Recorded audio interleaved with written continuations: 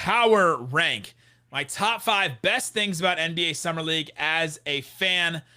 Can't wait for this list. Very excited. We'll do these in order, the Adam Mares order, five to 1. There you go. Number 5, you meet new people. There's always people there from all over. They're NBA fans. You're going to meet new people. For us in the media, it's, meeting people that work for teams and maybe players and all that kind of stuff. For a fan, you're probably going to meet a bunch of different people. However, there's the rare occasion where players will sit in the stands somewhere. So you may be able to meet players there. So that's pretty fun. As Summer League has become bigger and bigger, that's less likely. But it's fun to just go there, meet people that love sports and basketball the same way as you. Yeah, that's honestly the appeal of it. I always say it's like Comic-Con for basketball nerds. So 100%. Including people dressing up. In Comic-Con, you dress up as your favorite characters. At Summer League, you dress up. I don't want to spoil it. I got it. You dress up like your favorite player, you get it. So. That's a little up there. Number 4, new players, rookies. You get to see these guys before anybody else. It's kind of fun. This is number 4 is the actual players. I love that the basketball. It's coming in 4th. Okay, but now in Summer League, half the time these guys, like the guys you really want to see, don't play anyway, right? Like Luka didn't play a single minute in Summer League.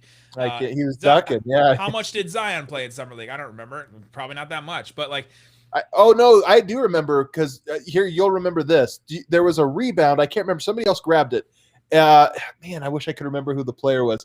And he reached in, ripped the ball right out of his hands like a child, and then standing dunked it. And it was one of the first plays he was on the court, and you're just like, wow, he is 10 times stronger than every other human on earth. Yeah, than everyone else. But yeah, you get to see these players before anyone else. It's still a really great thing. The rookies, some of these players coming back. You'll get to see Michael Beasley this year dropping some buckets, Kenneth Faried going balls to the wall. You'll see players that you didn't remember that were still playing, like that'll just come back and be like, oh, is that Kay Felder? Didn't he play on the Cavs one year? Right? Like, that's so true. All of a sudden, is that your favorite one, Kay Felder? That's a good one. I remember seeing Hashim Thabit several years after he'd been gone and being like, oh wow, he's still at it. It was Luke Herringody at one of these. Yeah, of course. I think he's at every one of these. New players is a good one. That one's a little lower because of the guys that end up ducking the Summer League and they're too good for the Summer League or whatever, and all that. Kevin Knox wasn't too good, but he may not get to play.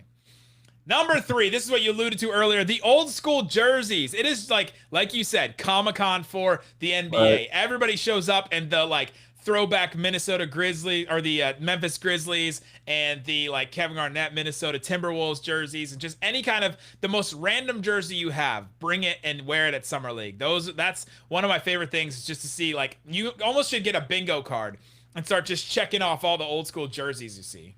Of course, you said throwback. I don't even know if it's throwback. There's a weird subculture at Summer League where people try to wear the most obscure jersey you could think of. So it's not just look at this old school classic thing. It's, hey, I didn't even realize, Luke Herringody. You might find a Herringody jersey out there. You're going to be like, wow, look at that. So, it's Amin El Hassan's Patino game, but in real life in jersey. In real life, totally, yep. Number 2, the value. You pay I think this year it's up to $40, but you can watch so many basketball games. I think you can watch 10 or 12 basketball games in the span of one day, and you don't have to pay for each game. You pay for one day. You go there. There's 2 different gyms, so you can go back and forth between Cox Pavilion and Thomas and Mack there in Vegas. I think the value of it for a fan, if you're just talking about going there, seeing it, is absolutely wild to get to go see that many basketball games.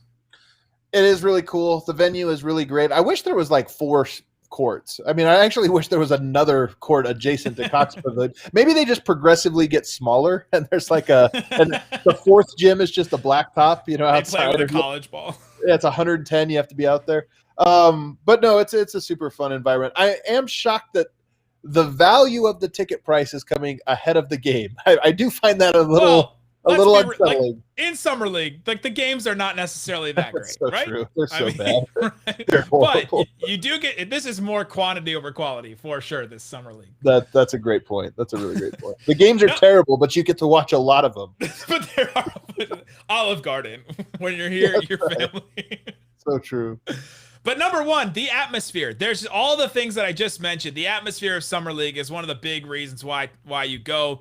I was there when Lonzo was a rookie, and just going to see all those Lakers fans there for a Summer League game when they were terrible was just absolutely wild to see. I was there when D'Angelo Russell did the ice in my veins.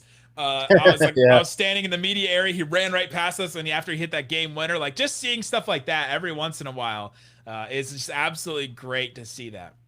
It is a good atmosphere. A little Lakers heavy, I would say. A little Lakers fan because it's within driving distance of Los Angeles, so of course you're going to get that. So that could be. I remember Jason Tatum's rookie season. I remember the crowd starts booing. This is day number one. You know, it was the same year as Lonzo's big. And the crowd just starts booing. And Jason Tatum's just walking across the gym. And about halfway across the court, he realizes that they're booing him. It's him. Like, they're like, oh, me, I'm not even playing, you guys. Like, what the hell? So, pretty funny for sure. Yeah, but the atmosphere is just great. It's great to go meet people, see all the jerseys, like all of that together, I think is just great.